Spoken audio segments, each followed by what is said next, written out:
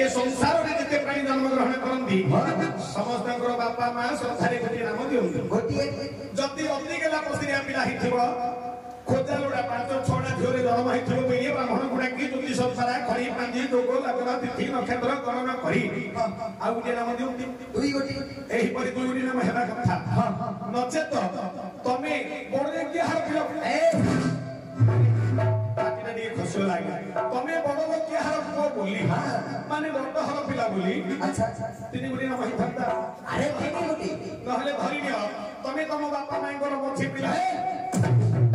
आगे देखो सच कथा कहले तो मो पुत्र गाइबे आके मछी पिला ना तळ पिला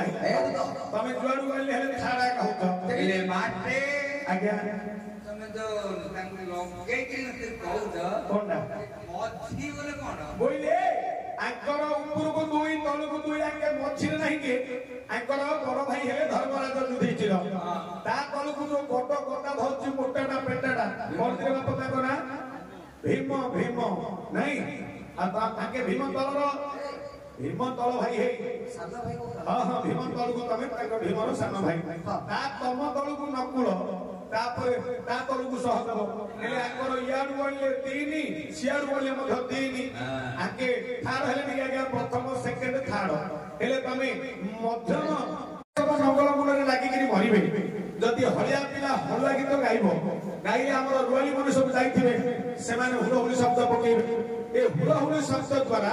मरिथिबा जीवजंतु गुडा सब भरपुर पळैबो तेनु करी हलिया गीत गाइबार आवश्यक हो भगवान